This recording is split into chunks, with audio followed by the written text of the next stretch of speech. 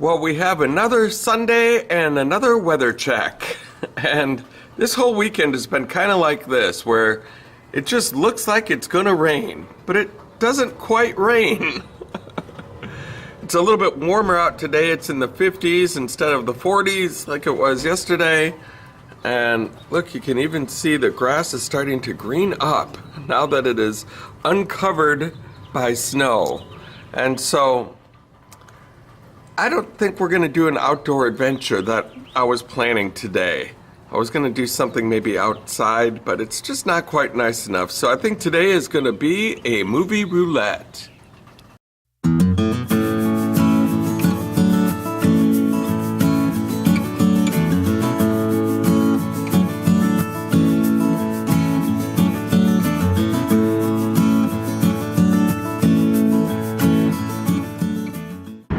And there it is, my movie theater right behind me there. And today's movie is gonna be Shazam. It is a beautiful day for a movie roulette here on Tommy Travels the Second. The only thing that I know about this movie is not much. I just remember the TV show from when I was a kid, and so that's what I know about this movie, Shazam. I know the character. What this movie is going to be about will probably be something completely different than what I experienced as a kid. So we're going to find that out. If you are brand new to this channel, go ahead and hit subscribe so you don't miss out on a thing. This should be fun, so come on with me. Let's go see what there is to see.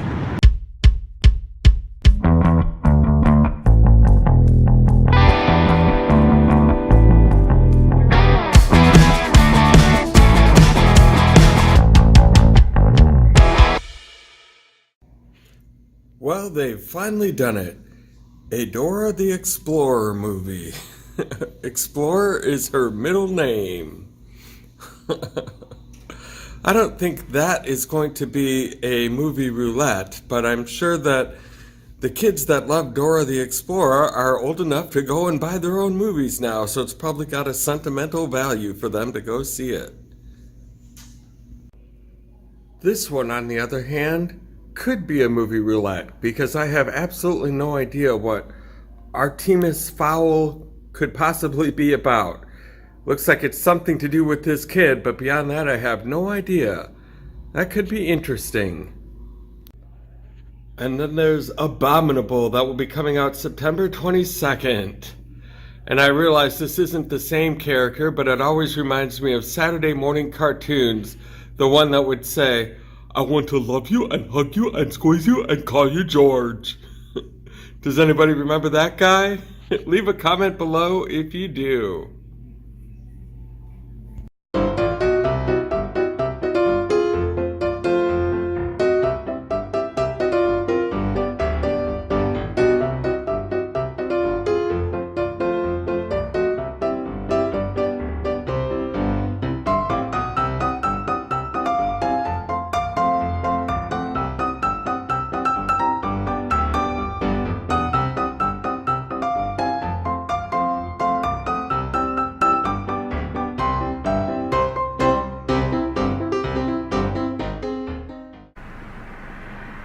And so our current temperature is 62 degrees, as it says on the old odometer. And for those of you who are regulars of Movie Roulette, I'm going to show you something that is still around, even with all of the rain and the warmer weather. Look at that. Snow pile still hasn't melted. That's about the only one around in the Twin Cities that's still around as far as I know of, or at least the ones that I check out. Still hasn't melted. 63 degrees, still sticking around. But it might be added to a little bit this week on Thursday and Friday. We might get some more snow, so this thing might actually get bigger rather than smaller. Well, Shazam! That was actually a good movie. I remember the show from when I was a kid, and if you remember that show where the kid and the older man were driving around the country in the RV, and then they'd run into issues and he'd say, "Shazam!" And then he would turn into a whole different character, and that character was a stereotypical superhero, but he was like one of those guys who, when he smiled, his teeth sparkled like that, you know? One of those kind of superheroes. But it wasn't in a joking way, it was straight up good guy type of a character. And that's how it was played, and I just remember loving the show when I was a kid, but I don't remember that much about it. And so this movie is nothing like the show. It's a complete reboot of the character and of the whole story. It's an origin story, basically. So just to start off, I just want to say that I haven't seen a superhero movie in a while now. I've been getting kind of disappointed with superhero movies. They're always so dark. For some reason, I think since Tim Burton's Batman movies, superhero movies have gotten a lot more to the adult side than the kid side. And superhero movies should be about kids.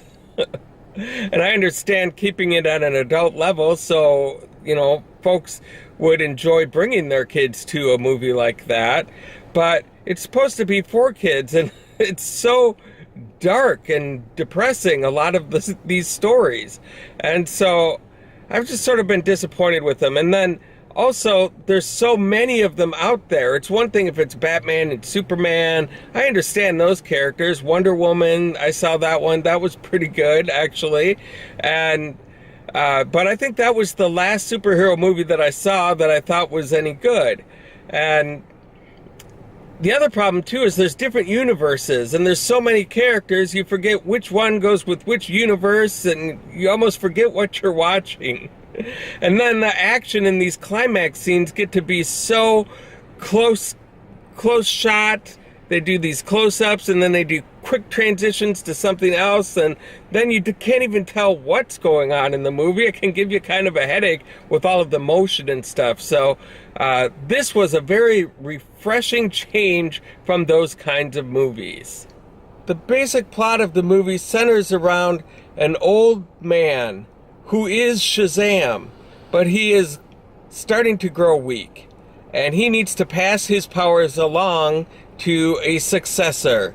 And he's not just looking for any successor, he's looking for one that is pure of heart and can resist the temptations of the 7 deadly sins. And so he spends a long time looking for this person, and he finds a 14-year-old kid, and this kid winds up gaining the power of Shazam. And he's got some issues of his own. He's not exactly the best kid out there because he is kind of an orphan out there looking for his mother. And he hasn't had much luck. He's been bouncing from foster home to foster home and searching for his mom out there in the world and having a tough time with things. And now he's in a new foster home with some other kids, and he gains this power, and once he realizes that he's a superhero, and now when he says Shazam, he becomes an adult superhero in an adult body. They actually deal with the struggles of what that's like. And I think that's a cool take on the character that they never would have done in the 70s or thought about doing. And so that's part of the reason that I like this movie better. The character that plays the adult Shazam superhero does a really good job of playing his character like he really is a 14-year-old kid.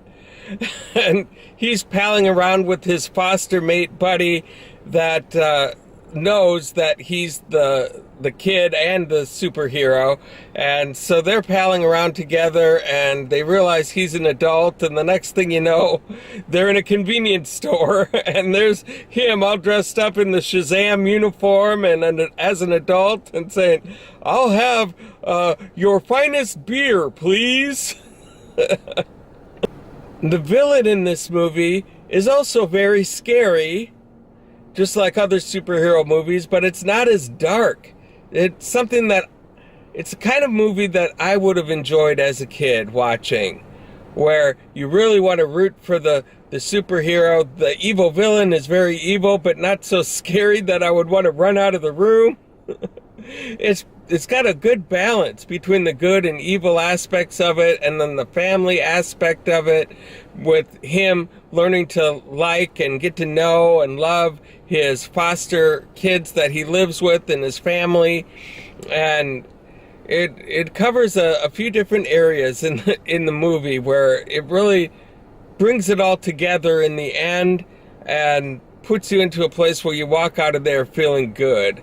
And I haven't had that really from a superhero movie in a while.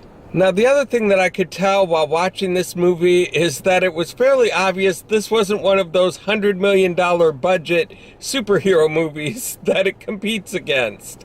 And I kind of liked that, because sometimes that $100 million budget goes into a lot of superfluous CGI stuff that's really not necessarily to move the plot of the movie. It's just they're doing it because they can.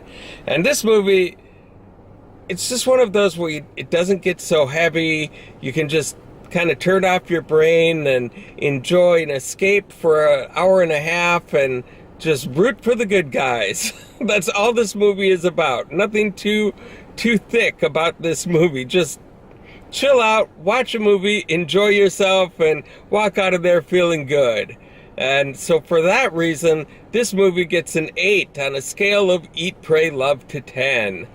Now, if you're the type that really likes all the intense action and the heavy drama of superhero movies, this isn't maybe going to be for you. Or if you don't like superhero movies at all, you might disagree with me on that rating as well. But I just liked it because it was a lighthearted thing. It was a good movie to take a kid out to and not have to worry about how dark the villain is, and even sometimes how dark the superhero is.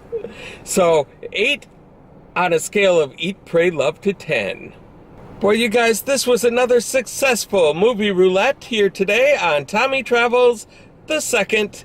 And if you guys liked what you saw here today, go ahead and hit like on my YouTube channel. While you're at it, go ahead and hit subscribe and the little bell notification next to it so you can be the first to know when a new adventure comes out. And thank you guys so much for the support that you've given me so far. And until next time, I hope to catch you on the flip side.